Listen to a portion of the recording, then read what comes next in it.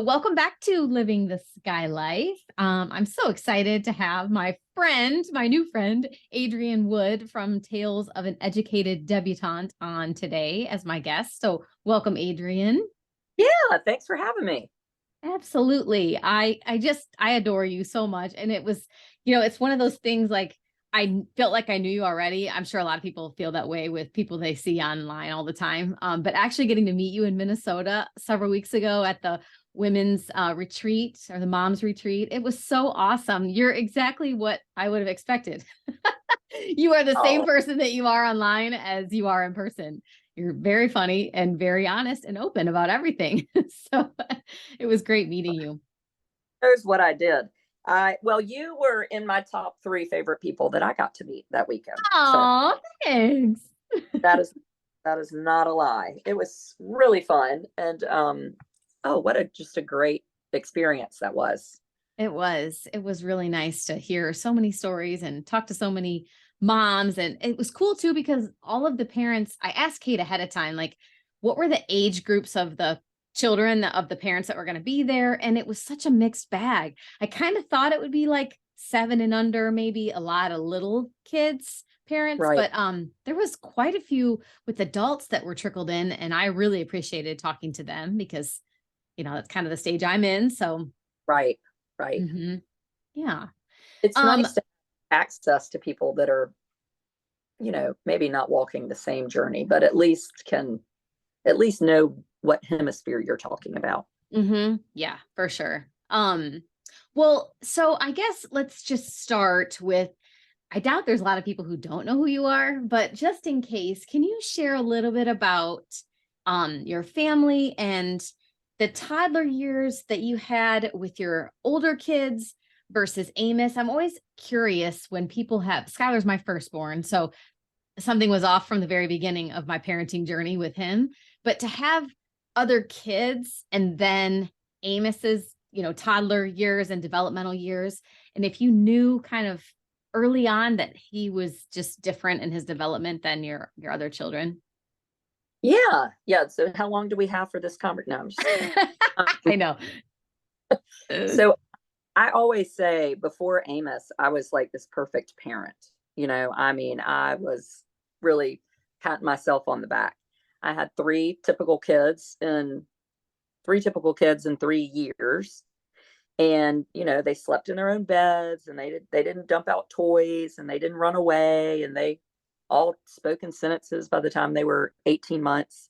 Um, and I just really thought I was doing a wonderful job. Now, the background of that is my major was child development. I had a master's in early intervention and a PhD in educational research and policy with a specialty in early childhood development. So there's a little bit of reason why I thought I was such a good parent, right? Like this is my area of study. I was the orthodontist of parenting. And then when Amos showed up 4 years after my third, I I knew at 10 days old something was different about him. Really? Which is yeah, and I think, sometimes when it's not to discredit people that say, well, the autism showed up at 2 years old, but I think a lot of times families don't really know what they're looking for. Hmm.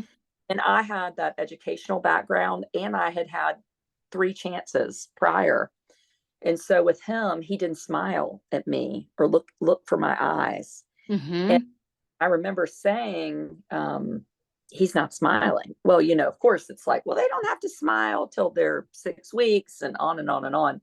But I do think the mother's instinct one is really strong. And I think that's an area of child development and early intervention that we don't even know what to do with yet. Because what do you do at 10 Hmm. days old? Your baby is different.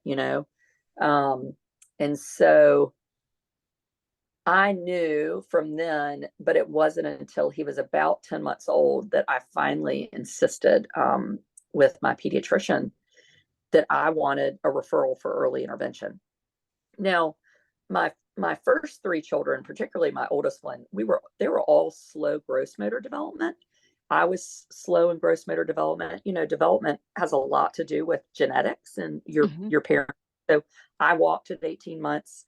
So when my oldest son was kind of following that trajectory, and we had a different pediatrician at that time, she had said, I think he needs to go to early intervention. And I said, no, he doesn't, because I was an early interventionist. I know exactly what they're going to do. Everything else is following along. And I was right. He just was slower in that area. But with Amos, it was everything. And it felt like something wasn't right. And so I made that first referral, or I guess I made the pediatrician make it. And the early interventionist came to the house. And I think I shared this in my speech at the weekend in Minnesota, the mom's retreat. But I had him lying on a blanket. He was probably almost 11 months old at that point. And the OT came in, and the speech therapist and the coordinator, and he was laying there, and she said, what can he do? And then I guess my face sort of looked confused, and she said, is that all he can do? Yeah, I remember you saying that. Yeah, and it was not at all malintentioned. It was just, I think she was surprised, but here was someone echoing what my heart had been saying. There's something not right here, because I had seen it before. But it's funny, even though I had seen it before, I still think we lean on the professionals to guide us, and so if I had to hold him up in a tidal pool while his friend is holding a plum eating it and I'm feeding him baby food, I could still think, oh, well, he's the youngest. I mean, I think we still naturally want to protect our young, it must Absolutely. be a very primal urge of like, this is our baby, right? So we're going to do everything we can for our baby. But in hindsight, I don't know what else I could have done. I mean, I did try, but I knew something was different. Did he have trouble eating too? With Skylar's was different because, as I talk about all the time, he had such low muscle tone that it was like the 6-month checkup at the pediatrician. And I mean, he was literally just hanging, flopping, drooling all the time. And he couldn't eat, he couldn't nurse, but he also couldn't take bottles at all. He just didn't have the muscle tone in his face. That's the part that they missed. I feel like they were so focused on him being able to sit up without having a boppy pillow around him, or, like you said, something I had to hold him. They didn't think about his facial muscles also being extremely low tone and delayed. And so the food issue was a very traumatic thing for us because he was just losing weight all the time and obviously very upset because he was hungry. But I Right. just wondered if people who have gross motor, delay or need some therapy in that way, if they ever worked on the face or if he had trouble eating. Did He Amos? he did, Lori, but it's funny. So when the speech therapist came, the first thing she did was had me nurse him. And she pointed out that he had a terrible latch. Mm-hmm. But but I had breastfed 3 children before. So obviously that my milk was like the Zip A Mart. geyser. Yeah, the Coca-Cola stand. Yeah. Very little to get milk from me. Uh-huh. So I could see that with the first child, that could have been he didn't need a strong suck. Gotcha.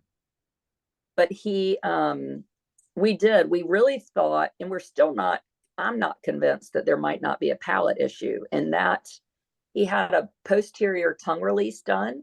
So basically we realized later on his tongue was almost like concrete in his mouth.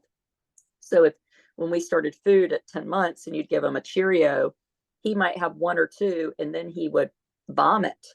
And so his tongue was not able to move food around in his mouth. And so we think about eyes being in the front of your tongue. This is when your whole tongue is down. And, again, that's something that, how do you know about? I just happened to have saw a woman named Lori Overland, who is a pretty big oral motor specialist, and she checked for it. And so we had that, and that did help. But that's where we thought the speech delay was. We thought, oh, it was the tongue, And so then that helped with the eating. Suddenly he was able to eat and not vomit. He still avoids mushy food, oatmeal, mac and cheese, things like that. I think because of that, there was so much vomiting when he ate, but it didn't bring the speech on. That's interesting. Is it because the tongue is a muscle and it was like just weighing down heavily on him or something? I've never heard of that. Your tongue is a muscle, but if your tongue is just basically super glued in the bottom of your mouth, when you eat something, your tongue is what's moving the food. So if you Hmm. can't move, put your tongue down and try to talk. Yeah. Right. And so the same thing with food. I just think it's it's just not picked up. And that's another thing. How do we make sure that families have access to these kind of diagnoses, and making sure we did a good year of speech therapy before we realized that. Hmm. Our speech therapist, who was wonderful, she didn't know to look for that. It wasn't until we kind of saw the specialized person that said, "Whoa, whoa, whoa, I think we've got a problem." You're right, because it's interesting. We all think with the low tone and developmental delays and all of that, it's sent to seek an autism diagnosis, and that's kind of the blanket for everything. It's like, oh, they're on the spectrum. His tongue has nothing to do with autism. Like that's not a piece of autism. Just like Skylar's Crohn's has nothing to do with autism. But everybody says, oh, the low muscle tone in the face, that's autism. And it's just developmental delay. And, Skylar stuff, they're like, all kids have GI that are on the spectrum. They have disorders with their stomach and their digestion and all of that. That's normal. It's a gut bug. And I'm just like, oh my gosh. If one more person tells me that everything that's off with my son is autism related, I'm like 20 Right. years of that. It's ridiculous. Yeah, the autism to me is very little of who Amos is. I mean, Yeah.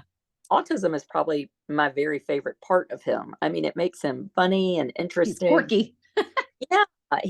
Yeah, he's funny, and but the other things with him, these midline defects. So I think now, aren't they saying that like 35% of autism they're linking, they know it's genetic.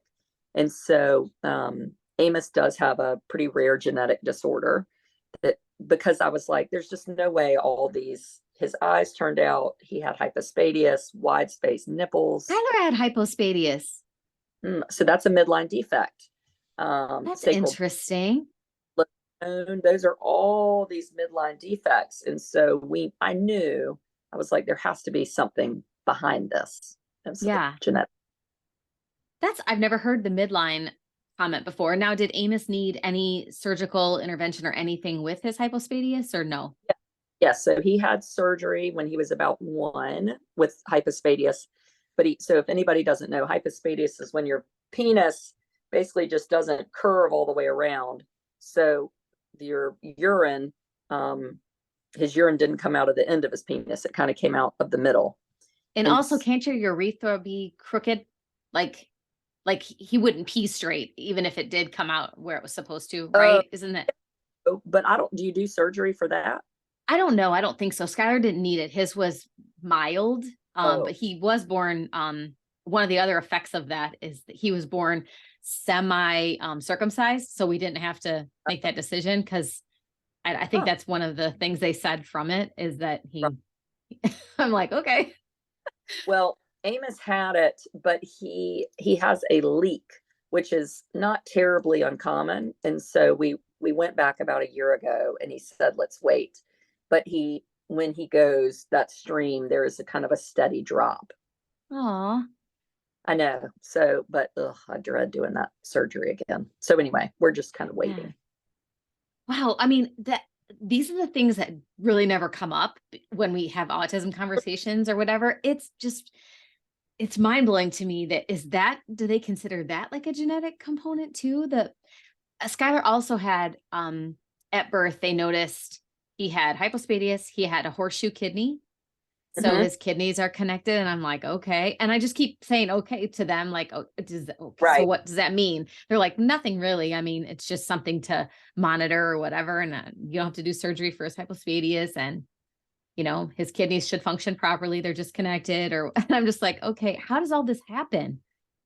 You So know? does you have you looked into genetic testing with him? We did do that at 2, I think, before he got his autism diagnosis. I mean, they looked at Prater Willie. They looked at every single thing possible, Pica, however you say all these things. But Right. yeah, they looked at tons of things because they just noted oddities, like his his pinkies are short, like his joints are short. His second toe is shorter than all of his other toes, which is kind of odd. Just little things like that that they pointed out that I didn't even notice Right. on my baby, but it didn't amount to anything. I'd like to maybe have it But redone now that he's old. you do. So every 3 years, the genetic landscape totally changes of what can be done. So how Oh old is Scott? wow. He's 20. We're So way overdue.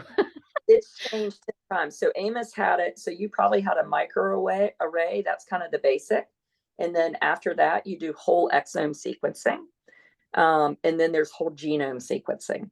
So we did whole exome sequencing, got nothing, and 3 years later, when they ran it again, it popped up.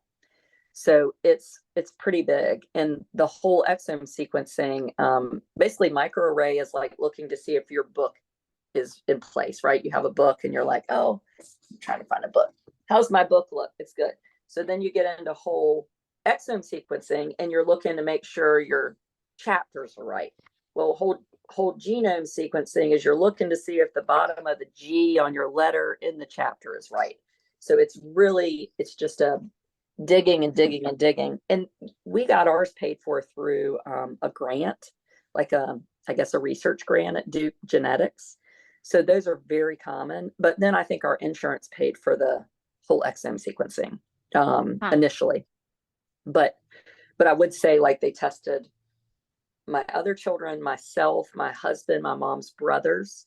So once they found something they thought looked funny, they tested my mom's brothers and then realized one of her brothers had it too. So that couldn't explain Amos's issues. So super interesting. Hmm.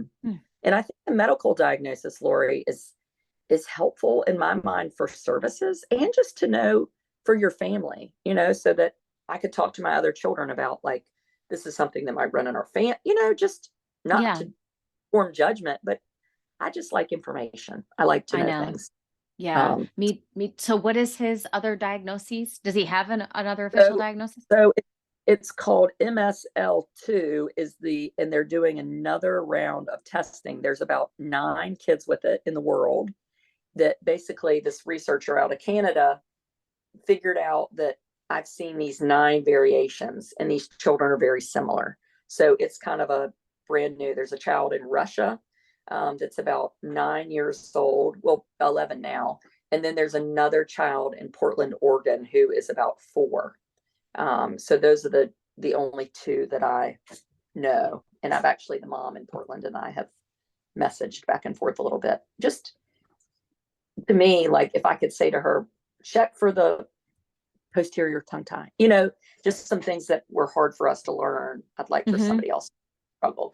Like, we know a lot about Down syndrome. We know when you Yep. have a baby with syndrome, we know pretty much all the things to do, right? Because there's been a lot of kids with it, and that's helpful for other people. What is his presentation of in that? What makes that diagnosis different than some of his, other traits from the spectrum? Do you know? Is Well, the tongue related to that, not yeah, anything the else? midline defects, Okay. but I gotcha. autism seems to be right there with everything else in that genetic diagnosis. I mean, all the children have that. They had thought he had one, and there were about 50 people with that, and then they realized that wasn't it. And, like, in that case, it was all men, where this one is boys and girls. And then none of them would ever have children. So, when people are saying stuff to you like, well, you don't know how they're going to do, I would just rather know they all lived in supported living situations, like, Hmm. I don't need to fill my mind up with these, like, pipe dreams. And it doesn't mean I don't have grand hope and dreams for him. But Hmm. I like to be in the real. I mean, I think it's just, I am not ever going to have a private jet. I tell my children this, like, this is You not, never know. you know, well, Daddy and I have not picked the lifestyle that would do that. We're not Kobe Bryant, we're not a Mhm. Kardashian. Like, that's not happening. And that's okay. Like, that doesn't need to be the pinnacle for us, right? Mhm. So, Yep. anyway, I think the same for our kids. Like, you're not lesser just because you don't do all these things that we think of as successful. Yeah. I just want them to have more than I had, like I want Kendall to go to college and not worry about paying for it, which she's going to now. And Right. I had to pay for all of mine. So my success is making sure that I can afford to pay for hers. And so I'm happy with that. And that's funny. I think you're one generation behind me, because so that was my dad's generation, right? Like he wanted to do that for us. And so then we had that. And then they say after the third generation. So that's never been a dream I had for my children, right? Because I just assumed that that's what you had, Hmm. Yeah, that makes sense. you know? I But might be eating ramen noodles for the rest of my adult life, but just kidding. right, right. Well, but but I do hear a lot about my dad, like he washed dishes for his meals, and Hmm. that has stuck with me. But Yeah. you obviously learned a lot from that experience that's important. Hmm. Yeah. Well, kind of moving to your blog. So your Tales of an Educated Debutante blog was started, what was that, like 8 years ago, I guess? I think it was about 8 years, almost. I think it's 7.5, maybe right now. Because is Amos 9 or almost 9? And Or I think I started it in 2016. okay. I think, So or maybe late 2000. I need to check. so why did you start that? I know Kate told all of us and has always said that she started it from her couch, her Finding Cooper's Voice page, and it was mainly just meant for her to channel her feelings and her thoughts and to, just write it for herself. Did you start yours for the same, just to talk about being a mom in general, and then in case anyone could relate to your journey with Amos, or what was your No, intention? my my intention was, I was so scared of what was happening in my house and in my family, and it was like my whole world had was tumbling down a mountain, and I had to save myself. And to me, not even save myself. I was so concerned, and this sounds so terrible, but it's just the truth. I was so concerned that people were going to be talking about him and kind of whispering and wondering, and, oh, have you noticed Amos Wood? Like, what's wrong with him? That I just wanted to control the rhetoric. Yeah, I no, I want get that. I wanted to put it out there so that nobody else could be talking about it. Because if it came from me, then there was no mystery, right? Yeah. And so I did that. But then the other things happened that were great. Like people seemed to like it, or people were reaching out and saying, boy, I felt the same way. And that kind of made me feel good, like you're not alone. And then I was getting information like, have you thought about this? Or see Lori Overland, the motor speech person. So then I was getting useful information. And then about a year or two in, I realized that I had joy.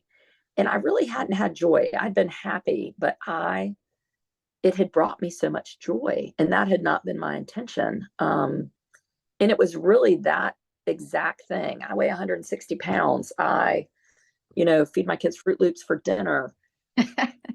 All those things like that I would feel like dictated me suddenly didn't own me anymore because I released them, Yeah, I I mean, I guess. think that's probably why 300,000 plus people relate and follow you, because you're not putting on a facade. I mean, most of social media, at least when I got onto it well after Skylar was a kid, it just made me feel bad about myself because these people all had it together. And I tried to portray that I had it all together, but secretly I'm crying at home like, this isn't fair. This is not the life I wanted, and all of that. And then I don't know. I feel like it's just people like you and Kate and everyone who's out here being so honest and so raw. That's what resonates with people. That's what they want to see. And it's given people the opportunity to also open up and be honest about their lives. I mean, people are talking about poop now online, and they wouldn't have been 10 years ago in just all the Right. drama that we have. And we can share so much resources and experience with each other. I love it. I'm glad that you did that and that you continue to write and do videos and stuff. It helps us Yeah. all. Well, I really enjoy it. It's been it's been a good thing for me. And it really does make you less, I mean, you're definitely vulnerable, but I think at the same point, it's like, who cares about all this dumb crap? You know, I mean, it just Hmm. doesn't, I don't have any trouble going to Walgreens in my pajamas. I mean, what do I care? Yep. Well, and Amos understands what you're doing, right? I mean, because there's plenty of times where he is in pictures or videos, like with his Special Olympics stuff the other day, and he's so proud of himself. And I would assume that he's fine with what you post, because I get that question a lot since Skylar can't tell me right now. Um, No, I I try to post minimal things about him. I wouldn't post anything embarrassing or him having a right, huge meltdown, because I wouldn't want someone to do that to me. But right. being that Amos can kind of give you consent on some things, I would think. Does that No, come up or no?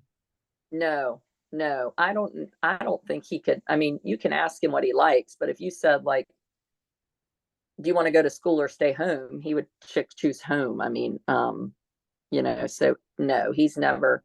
My other children definitely do. My typical children, and so I do run stuff by them, and even I think, when I started, that conversation wasn't happening, and now it is.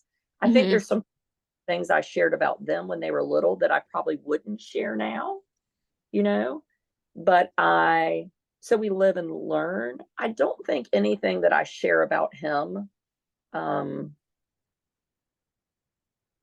I've never had anybody criticize me and for that. And boy, they can criticize Yeah. me for 800 things. But I like to think that it's more my story, Hmm. and it's my feelings. And occasionally somebody will say, I remember years ago I wrote about grieving this diagnosis, which is funny now because I'm like now like, well, I really wasn't grieving autism. I was grieving this genetic disorder, which includes autism, but I was grieving this different life. And they were like, well, you can't do that. And I think my explanation was you can't tell somebody else how they feel. Hmm. Like you can't tell me that I'm not gonna. I mean, that is something we cannot regulate. We cannot regulate how people feel, and that it's okay to have those feelings. And I think we know that with typical kids. I think we can complain about our typical kids and be like, oh my God, they're the biggest pain in the what. But we feel like if we say that about a child with special needs, it's like, well, we don't love them. So we better not say it. Right. Where I want to say it because I want people to know, like, you love your special needs kid just like your other kids. But I think there's something in the human existence that, like, we're protective of them because, and let's be honest, a lot of people don't want them. I mean, Hmm. who ends 95% of people with Down syndrome have been aborted, so we live in a culture that does not value people with disabilities, Hmm. Yeah. right? I mean, it's Yeah. just the, Well, and I appreciate you always sharing, both parts of your life with the other kids and Amos. It's not just autism, or, it's not just Amos focused. You share just anything and everything, and you're always very honest. I feel like Kendall doesn't, my daughter doesn't let me post much because she's in that age where she's like, oh, you're not going to post that online, are you? But now. I always have felt like she's 18. Oh, she'll be 18 next week. Yeah. But I feel like I am two different moms. And maybe you feel that way too. Like I am one way with her, like we're doing all this college shopping and getting ready for all that stuff. And Elmo's on the TV over here with Skylar, and I have to feed him and plan his day and his showers and all of his stuff. I am literally two different moms, two different people. And that's what I maybe grieve isn't the right word, but that's the part I struggled with for a long time is how do I be 100% for two people who need me completely differently? And how do I make enough of time of myself to show up for both of them the way that they need me to? So, I mean, did you go through that too? I bet it's probably a little different with me with Amos being the youngest. He's 9. Like I was just thinking about Skylar being 20, like wondering what it would be like to have Amos be 20. And then now I'll just be taking this college journey with my 17-year-old and how strange that must feel, that you're just doing it now, where Hmm. I, I'm still kind of going in the regular air quotes order of things, right? Because Amos is the last one. So it'll be curious. I think for me, it's going to show up more as, um, he goes to middle school or he goes to high school, or is he going to do extended, like it's going to happen later when Hmm. all my friends with kids his age, I notice it a little bit now, like they're playing travel ball and, stuff like that. And we're not, but I'm still so busy with the other ones. I don't feel like it as much. Hmm. I would say, I think one thing that has helped me a lot is realizing early on and hearing from siblings, typical siblings of special needs kids, adult siblings now, and hearing from them when their parents did the things right and when their parents, not in a negative way, but when Yeah. their life was really could have been better. And I have really tried to pay attention to what I have learned and execute it in my own life. And Hmm. so one you'll see that we do a lot of is we leave Amos and do things with our typical kids pretty often. Or, I went away for 2 weeks this summer with my big kids, went on a trip with my parents, and left him with we have a care provider that we hired a few years ago full time. And, we might not have new cars, we might not have all sorts of things, but we're going to have help. And she's paid for partly through, we're on the waiver wait list. And so I really like people to know about that. But I don't want my kids to be the one. I had this mom reach out to me, and she was my age. And she said, a few years ago, we went to Alaska with my parents again, my big three. My husband stayed home with Amos and our caregiver. And it was really hard. I never left him. And this was pretty early. And I was like, okay, I got to do this stuff. I don't want my kids to not know how important they are to me. Right. And this mom reached out after, and I got a lot of like, I can't believe you left, blah, blah, blah.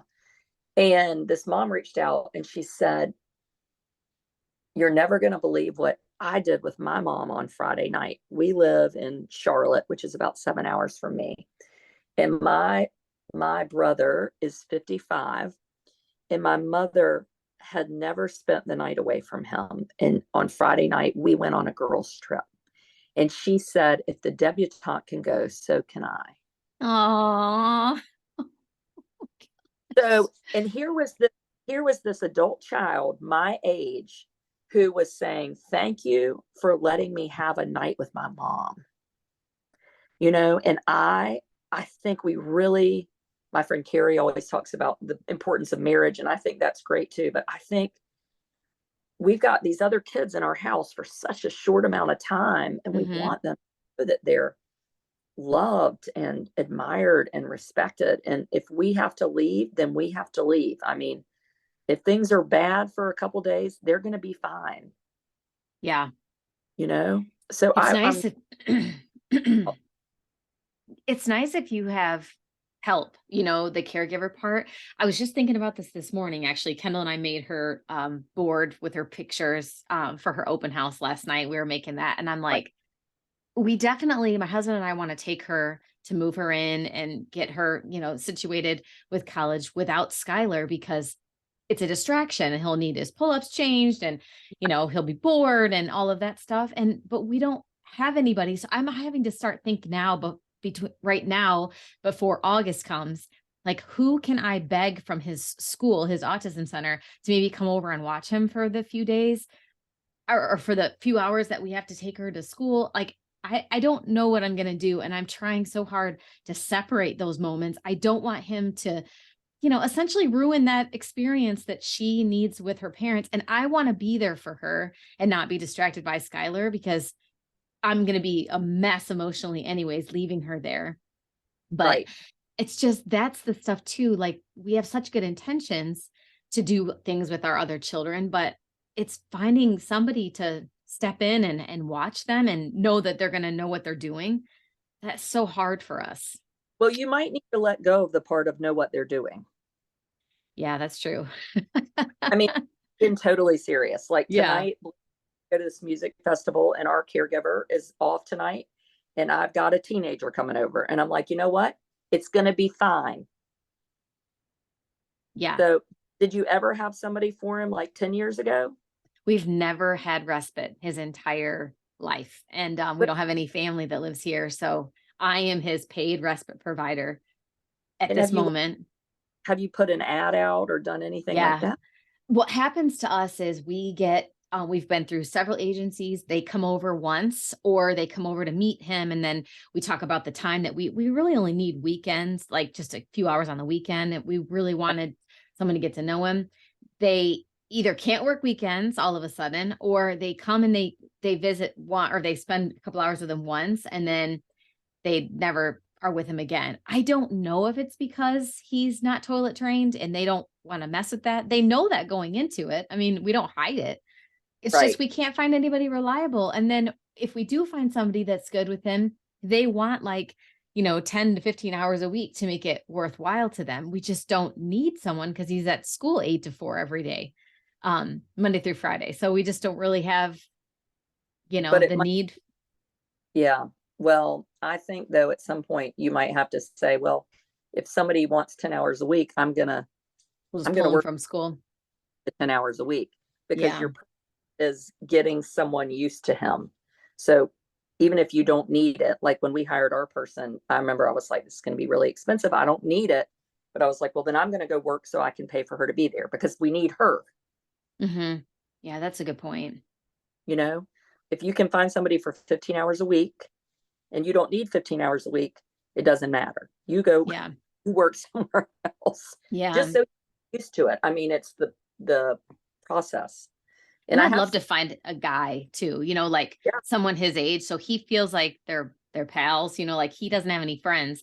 And ironically, we just did a spelling lesson. We've done it this week on spellers, like adult spellers, and the right. value of friendship. And he has been so attuned to it, and Oh, is really loving it. And I'm like, oh God, he's telling me like he's really into this lesson. And I'm like, I got to get right. him a friend. Right. He wants a friend. And use your blog, I mean, who knows if it might not be a agency person, but it might be like our caregiver is a mom of 3 kids who just has a heart for special needs folks. Aw. So it doesn't necessarily, I mean, it could be just somebody out there that says, I'd love to do that. Anyway. Yeah. I'll have to go on the hunt. I've even gone to the college and look for people who are studying special education or whatever, and see if they want like an internship or something to be with him. Right. But yeah. It's a Cool. I would beg people at school. yeah, yeah, But what about I will. potty training? Are we going to go to the potty? Are we going to do potty camp at Emory like I told you about? I'm looking into it for sure. I mean, if they can help us, that would change our lives. But with I Because of what you're talking about, yeah, suddenly you're potty trained, you can go to maybe a day program, or at least have some options. yeah, yep. It's definitely something we're looking into. I appreciate you telling me about it. So I'm going to Well, Lori's contact them. dreading this podcast. She's, but we can lecture each other, because I think special needs moms can lecture each other, because we're not just some random out there. Like, you can be like, that is not going to work, and you're not going to hurt my feelings. I mean, I have people No, lecture. I just appreciate the suggestions. That's one of the best things about starting this podcast 4 years ago. I've learned something from every single guest. Seriously, if it's a little suggestion or if it's something I'd never heard of. And now I'm getting, recommendations for assisted living facilities and things like that in other states. And so I'm like, all right, I'll call that Yeah, too. boy, I'm going to really need help with that. Mm. Yeah. Well, I'm here for you. I'm light years Okay. ahead. So, well, when we were together too, you were telling us a little bit about Amos, and I know that he loves to read, and you kind of shared with everybody the whole iPad situation and how that kind of left your lives, which has been a bonus. But what else does he love doing, or does he like playing certain things? Does he like sports of any kind? What does he do in his makes him giggle and laugh and He be a loves to kid? play chase. Playing chase is Chase. huge. Yeah. So he had a field trip yesterday with his exceptional children's class, and we went to like an indoor play place, and he just had the best day. Before, he didn't really play with other kids, where now it's like, if you're going to go to the playground, either you're going to be running, or he wants somebody to play with, which is awesome. But Yeah. so we have a neighbor who's actually my godchild, who's about a year younger, and they have really been playing together a lot lately. And I think before, it was more like they were kind of being nice to play with Amos because Amos, gets, but now they genuinely, there's some reciprocity, like Amos will say, Ruffin, come back. And Ruffin's like, no, I'm Oh. not now. And I'm like, well, no, he doesn't want to do that. He wants to do something else. Like he's learning. When you have a friend, you don't get to make all the decisions, right? Mhm. More like a toddler. So he really enjoys kind of playing. He loves Legos. He likes watching Baby Einstein and Blippi for some insane reason. Blippi is way smarter than us, Lori. He picked up the right curve. And he loves traveling. That's probably his be all end all is to go on a trip in modes of transportation. I mean, he is as well behaved as they come if you're traveling. So, Aw, well, that's remarkable in itself. Jeez. I know he likes trains. He's been on a plane and a train and all the things. oh yeah, that's all he wants to do. But he needs to like belong to like an Arab sheik or something. Because he's That's funny. in that helicopter. I'm like, yes, we don't have a helicopter. That would be He has nice. expensive travel taste. Yes, yes. That's Oh, crazy. Well, is school out for you guys? Probably at the release of this episode, it might be, but do you have summer like plans? Does he need a schedule, or is he just cool, with relaxing on the boat and just kind of winging it in the summer, or does that make him anxious? I think a schedule would be best for him, but we do not have one. We don't have extended school year here. And I do think he's excited for a break. But I usually by the week, so the weekend's coming, right? By like Sunday afternoon, I'm like, when is school going back? Uh-huh. So I know that part. So this summer is a little bit different. And I think this is where when you talk about juggling multiple children, it's gonna be tricky. And this I don't I don't know how you've done it without a caregiver. I really I don't either. I mean, I really don't because I am one just working, like my husband's job is not flexible either. So if I'm gone for, I guess you don't leave, you can't go, right? Yeah, we trade off. My husband and I do the same thing. I work from home though, and he is in the field. And so I do hiring events. I'm hiring reps, sales reps every 6 weeks, it seems like. And it just kind of works out usually that I can go and Josh doesn't have any meetings, but there's times where we both have meetings. And if I got it on the calendar first, then I go, and our bosses luckily understand. Oh, that's We're pretty lucky in that regard, but yeah, I mean, if he wins a trip or something, like we've been to Ireland, we've been to Italy, all the trips that he's won. And that was when my ex-husband was part of the equation and had the kids off and on. It just worked out. Luckily that the trips were when the kids were at his house. But now right, we just can't be able to go. There's no way. right, Well, right. there is a way. I'm going to find a way. I shouldn't say there's no way. We're going to have very low expectations, very low. And we're just going to say, la, la, la, la, la, it's going to be Yeah, fine. Sit that's around and eat, right. watch TV. It's not a big deal. Um, but this summer is going to be different for us. So we're going to see we're going to be kind of moving around a lot. And anyway, we'll Are there see. summer camps for him that he would be able to attend or He, would be interested in? so yes, so we have one in Eastern North Carolina that's free and it's a full day camp, 9 to 5. And I mean, you could go through age 22 actually. So like your son would be able to go to, and you have a one-on-one. And he did it for a few years. Well, the last time we did it, he just was highly against going. And I don't think it was a bad experience. I think he just figured out that I was doing all this fun stuff and he was at camp, right? So why would you want to go to camp if you could be with your mother on the beach and at the pool with your brothers and sister? Like I Yeah. think he flew into that. So we kind of stopped doing that, and we had a teenage babysitter, and I have not found one. And then we have our nanny and caregiver. So he's doing a couple traditional camps, and then he doesn't have much planned. We have not done spend the night camp. I don't feel totally comfortable with that yet. Yeah. Just can't tell. So I get it when you're talking about Skylar, just knowing if he comes home with a bruise. I never know how it happened. You just, anyway, I'm not quite there. Hmm. Now, how But old is your oldest son? Sorry to interrupt you. How old is he's your oldest? he's a Okay. junior. He's a junior. Yes, so 17, 15, and 13. So my middle two will have jobs this summer. And so that will involve driving them around, which will be fun because Amos really is not a fan of, like, he loves a trip, but he doesn't like just riding in the car somewhere. So anyway. That's interesting because Skylar is one of the people who we have to like put him in the car. Like he's just gets cabin fever every Saturday. Like he's so sick Oh, of he being likes here. car.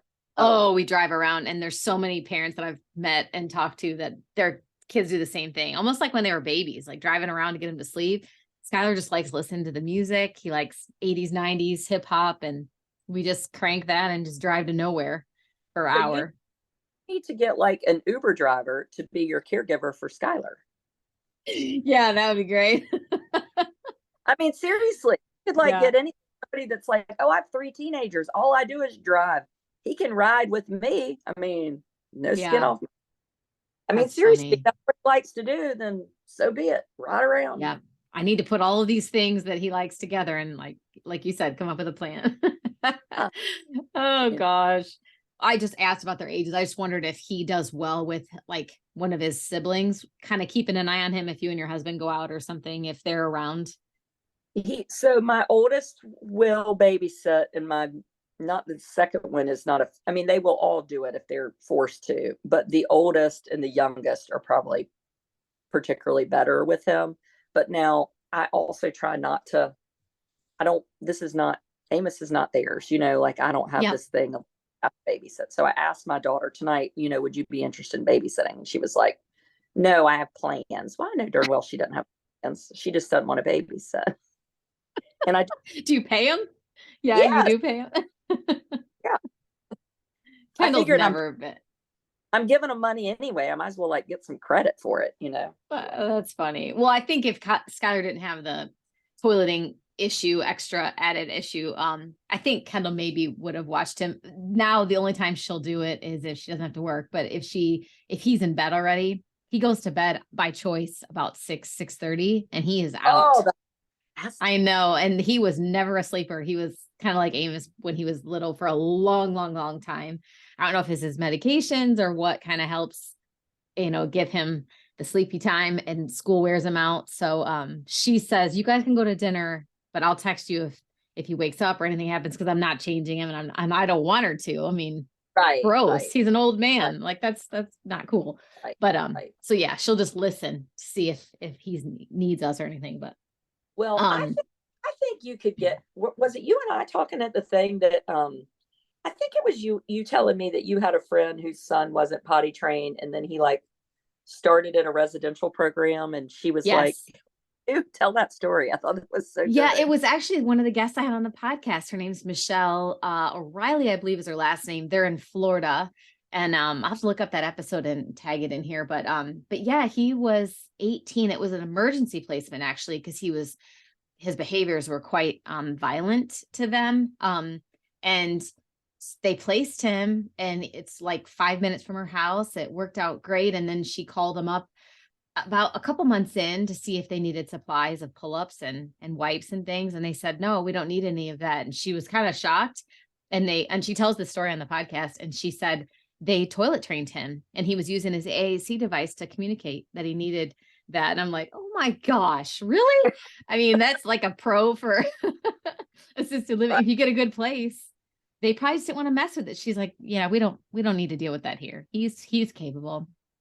So right, right. And do you think yeah. Skylar's?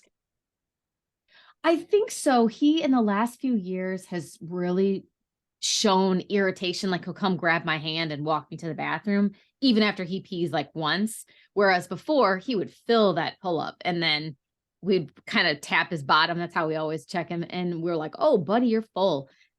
So now he's showing that he's irritated when he's wet at all. I've tried Uh, every method known to man, but I think his Crohn's honestly is oh, part of the delay and part of the problem, because I think his stomach hurts so much that it's painful, and he doesn't understand that going to the bathroom isn't the painful part. It's just your Uh, digestion and stuff. So I don't know. There's such, and we can't really right. communicate that with him. So Yeah. it's Yeah.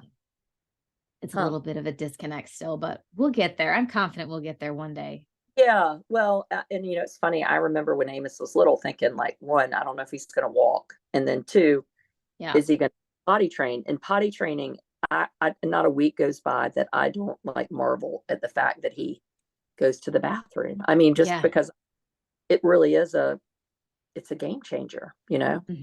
Because he didn't speak until like really speak to you at all Oh, until 4, 4. Okay. about 4. And the potty training, we did potty camp, and then I was like, I can't. I mean, I think it's just ABA potty. I mean, it's just like you're training. It's just totally like a dog. You could train a dog to use the potty. I mean, it's how I think they did it. And then, but you have to work on it when you get home. And then I was overwhelmed, I'm sure, with something. So it really was, he was about 6 when he became fully potty trained. And he was 6, so his bottom was cute. Like, I don't know what you do with a 20-year-old, but It's we just not let, cute.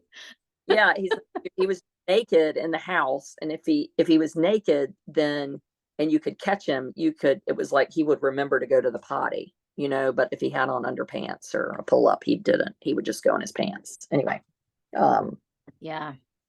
curious.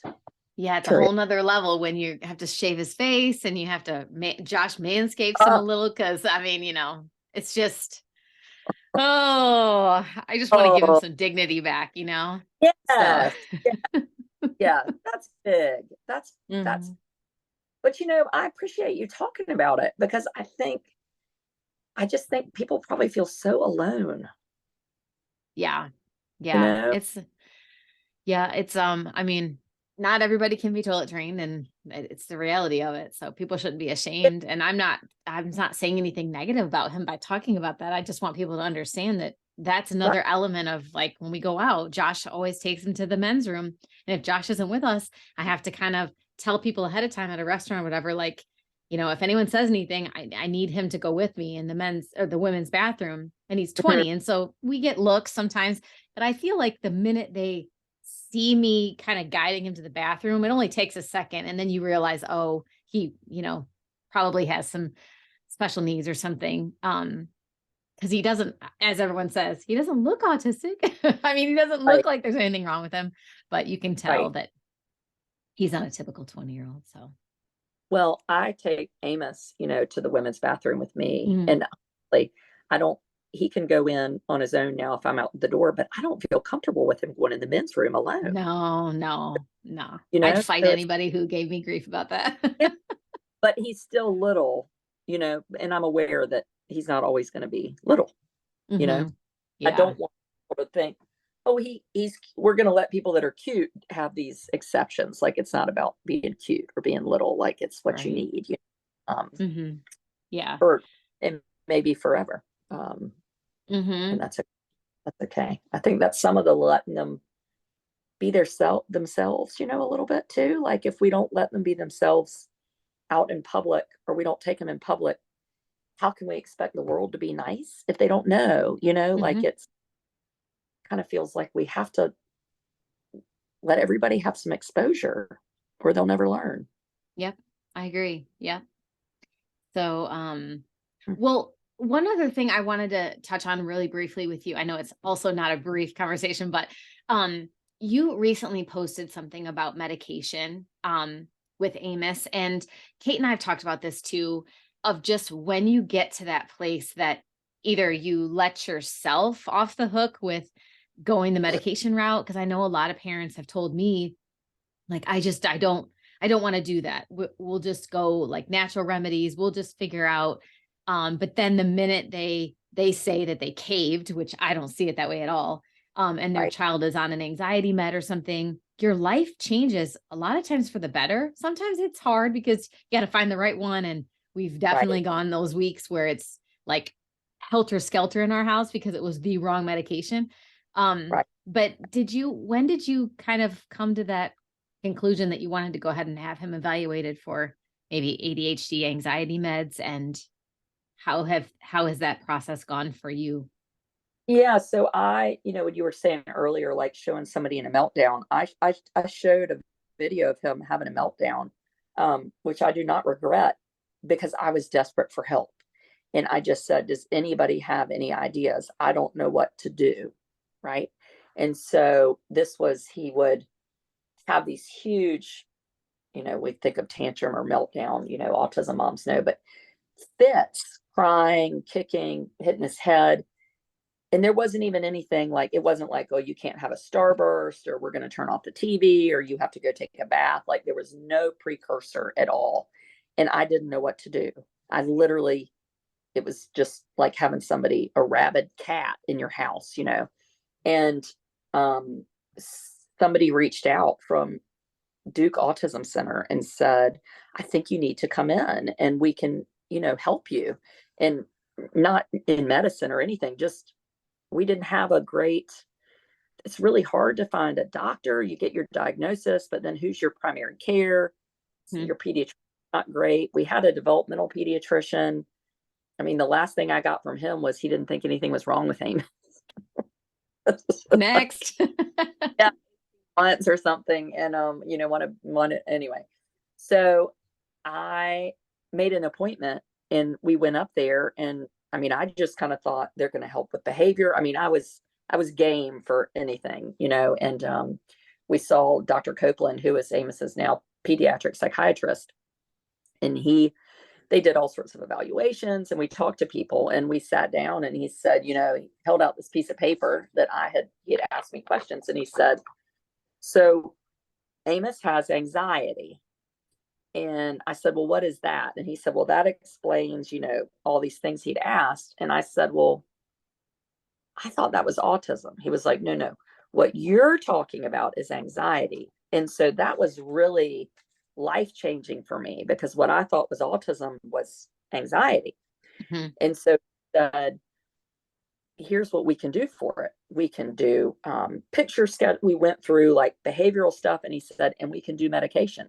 So there was never a part of me that was like, I don't want to do that. I will say Hmm. that the word psychotic was used and that still Yeah. makes me cringe a little bit because I'm like, well, why does that sound so bad? So we started right away on medicine and for sleeping because we know sleep. And so I've never had any shame or I was never somebody that like, I was never a judger anyway. Like if I had friends whose kids had ADD, I was like, give them the freaking medicine. I mean, Hmm. I knew my own background to know that these are real diseases and disorders, like we need help. So it's never been a problem for me. I take Zoloft. I've always been super open about that. I take weight loss medicine now. I mean, I just again think if we can help other people, and I say to people all the time, like anxiety medicine made it so that he could. And the first day he went to school, I got a text from his teacher, and it said he sat with us for 5 minutes. He's never done that before. And so if these are your goals, how do you help your child live in this world? Or now he went on a field trip yesterday and it was loud and people were running and he had a great time, where before he would have been the child trying to get out the door because it was too much sensory overload. Hmm. Hmm. So he was 4. You're right. There've been some ups and downs with medicine stops working or does it cause a different effect than we want. It feels like there's a lot of trial and error right now. I think he's started in some self harm if he gets upset. And I'm like, Hmm. is the Buspirone causing that? Do we need more Buspirone? It's exhausting, but it's better than where we were. Yeah. And I can say after doing this for so many years with him, and that's the industry my husband and I work in. So I felt like when I would talk to physicians, I knew more than the average person just because I read the PIs. I know the half-life. I know a lot of the terminology and the stuff. Right. So I think what you said is so important though, that if you see any difference, positive, negative, anything at all that's an outlier, you definitely bring it up to the physician and quick because some of these medications, while they help, I mean, it took me years to understand that what I thought was just a tick that Skylar developed, he would kind of the right side of his body, he would kind of twerk it. And I was like, what the hell?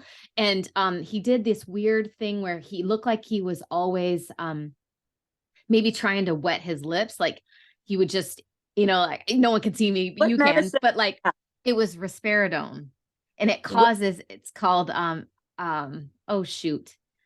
We did that. Tardic kinesia and yes. And that's a major side effect of those medications. And so So, it's gone now, but it took a while to go away. well, he was on Lexapro and it was great for a year. And Hmm. then it started with this tick, this breath tick. Have you ever heard of this? Yes. And his psychiatrist was like, that would be strange for it to show up after a year, but I'm with you. Let's Yeah. try it. And I mean, we had been hospitalized because they were like, does he have cyclical vomiting syndrome? Because then he'd end up sick. I mean, it was a Yeah. real cluster. Um, and yeah, and I was like, well, he never had a tick before. So this hitting thing, I wonder if that's the buspirone. It might be. One of the other ones, Skylar was on Vyvanse a few years ago. Oh my gosh. I don't even like posting pictures of him when I do like birthday ones of he was 7 and I'll never forget. He looks like we starved him. I mean, he is beyond emaciated. And it ruined his appetite so much. He would Mm. not eat. And I mean, they're just random things. It's crazy to think about it when you go back, and I was looking at pictures, and when I was writing my book, I was going back through all of the stuff that we had done. I have files and files and files. I don't know why I saved everything, but I did. And Right. I just was like, oh my gosh, I wish I would have said something. That was the medicine. And we have an incredible psychiatric nurse practitioner now who's willing to try different things. And she is all over it. And we just put him on lithium, a very Okay. low dose of lithium, because we're at that point, I think. And Yeah. that's really worked well, but you have to monitor that very closely because they can become toxic quickly. Um, Oh, so well, I think we're like, it's the SSRIs or uh-huh. what caused the ticks with him. And Yes. that's kind of where we are. But now the antipsychotic, I'm like, well, it just is what it is. I mean, it's Mhm. at 4, maybe it sounded harder, but then the ADHD popped up because he said, well, now we've got the anxiety to calm down. He was always so worn out from these fits. Now he's got all this, wild energy. Yeah. So it's it's never dull around this No, house. I bet. That's the hard part too, because you give them a medication for one thing and sometimes it causes something else. Like some of them cause them to not sleep or not eat. So then you have to balance that. And then before you know it, they're on a cocktail of a bunch of different things. And I mean, my goal in the long term would be to get rid of most of Skylar's meds, except for his Crohn's stuff that he needs. But in order to do that at this point, we'd literally have to hospitalize him and have a detox of everything being removed and then kind of see where we're at. And I'm not willing to do that. So, Well, let me tell you something. Don't let anybody take away my Zoloft. So yeah. I mean, I don't know why you want to get rid of all the meds. I mean, you might as well go ahead and like lock me in a closet if you're going to take that away. Yeah. He's just been on stuff so long that I'm like, is this even working anymore? And we've done that. We've backed off stuff, slowly Right. titrated it off. And then he stops sleeping and he stops eating. And we're like, oh, looks like olanzapine was working. Okay. Then we slowly add it back. That's really the only way to know is if it's Yes. Yes. beneficial. Yes. I think we did that it feels like about every 18 months we do that again, and it's hell. So It is hell. I have a good friend whose son has autism, was diagnosed kind of later. And she was like, I might have been Vyvanse he's on. She was like, we're just going to take a break from the medicine this summer. He's not going to school. Well, on day How long did on that last? on day 1 of no medicine, he swallowed a quarter, and they had to go and like it got like stuck. They had to have like a Oh no. well, Oh, was laughing my ass off. I mean, she was like, I guess we're gonna do the medicine. I mean, it was, anyway, it's just funny that like no medicine one day, impulsivity just pops right back up. I'll just put this quarter in my mouth and take a swallow. I mean, anyway, it's oh, That's a hard Not funny. lesson to learn that it was Not working. funny, but funny. Not Yeah. funny. But Oh anyway, gosh. Well, with all things, I just so much appreciate your honesty, online or otherwise. And now, is Skylar there, now. huh? Where is Skylar now? He's at school. He's at his autism He's center. at school. Okay, okay, good. And Yeah. how long Yeah. do you go there? Till 22, hopefully, but he's running out of time. I mean, I've posted several times about it. I'm already getting the conversations like, gosh, I just don't know if there's much more we can do ABA wise. And I'm like, oh my God, here we go. And insurance, the Medicaid especially cuts off at 22. There is no negotiation. We've had families that have sued here in the state and they lost. So they spent all that money on attorney's fees and suing and they But didn't does win. that role right to be there until he's 22? Yes and no. I mean, some agencies can kind of opt out and say, well, we've really done all we can. There's just they want the younger, cuter little ones to come in and he's taken up a spot and they just don't feel that he's progressing much more and they've done all they can do and it's So a terrible, terrible through attitude. this isn't through the public school system. No, nope. He hasn't been to public school since he was 7. So he could go to public school till he was 22. I mean, probably not now because he hasn't been in the system. I even met with the high school a couple years ago and they're like, well, and I don't know, they just can't accommodate him. They don't have enough staff for one-on-one. It would just be a nightmare. And I don't want to take him to a place he's never been for one year. No, I'm not saying I would necessarily do it, but you could tell the public school you were going to do it. And then I bet they'd help you make sure you still had a spot at the other place. That's true. You got to work the system. Falling in love. Yes, that's true. Yeah. Well, I like to kind of end. I know you've had 17 years of a parenting journey, but 9 of it with Amos. But I guess kind of back to how we started with parenting neurotypical kids first, and then your parenting journey with Amos.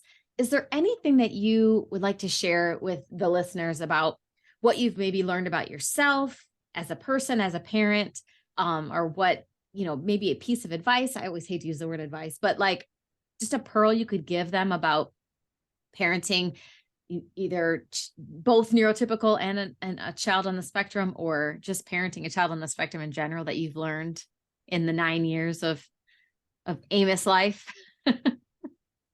I think that every day you start from scratch. You have a new day tomorrow.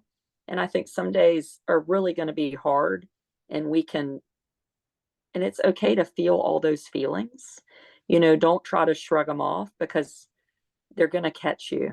So to me, feel the feelings. And if you need to cry or throw something, go on and do it. It's fine. My husband, it's funny, if you asked him what I've learned is to take care of myself. He'll say, you're really good at self-preservation. And I've just realized, like, if I am not okay, then this whole house is going to crumble. And so what needs to happen for that to happen is super important, more than anything else. And that could be a multitude of things. That could be that if you need your child to sleep with you so you can sleep, then go for it. If like, do what you need to do to survive. And be easy on yourself. Just be easy on yourself. I have very low expectations, and I've never really had high ones, but mine are really low. And I'm rarely disappointed because I generally expect, like, well, that's never going to work. Not in like a negative way, but I'm like, well, if we go to dinner and it doesn't work, we'll just leave. Like, I always have sort of an exit strategy for whatever we're trying to do. And generally I can find something positive that happened. Like, we sat at church and Amos didn't throw a book over the rail. Like, that was good. I mean, I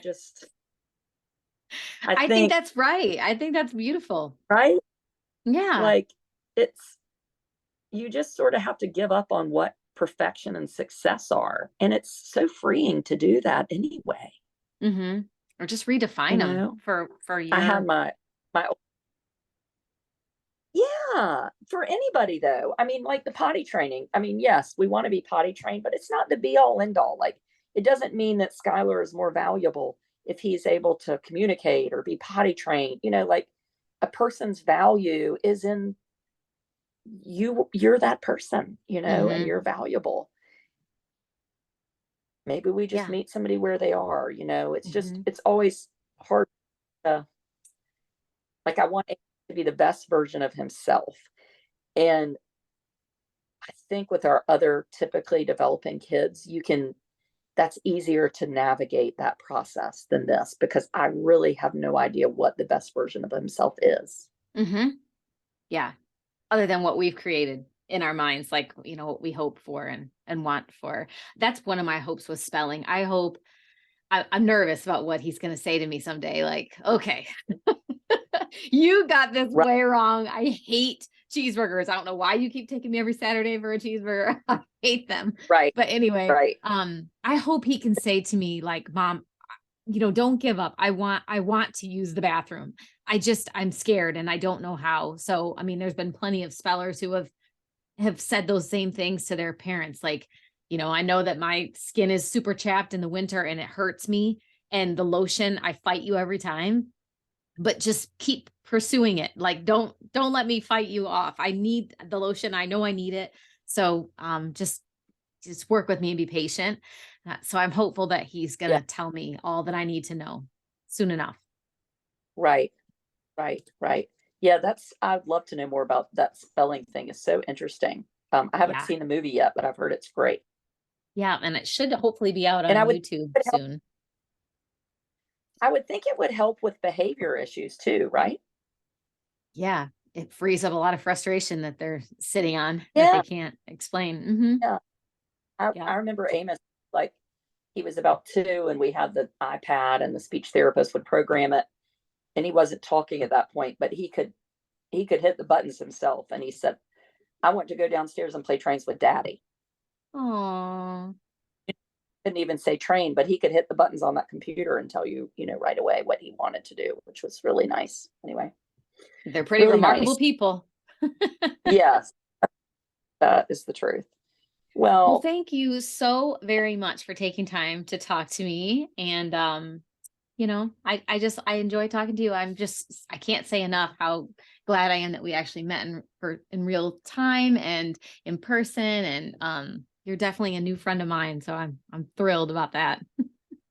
well, me too. And you let me know if you end up putting up a thing and you're trying to find a care provider. I'll share it on my page. We can Okay. certainly someone. We're gonna find somebody so I can prove myself right. Because that's what it's all about at the end of the day, right? Thank you Yeah, so much. right. I'm rarely Have, right. I need something positive. have a good rest of your day. Thank you. Oh, too, Lori. Thank you.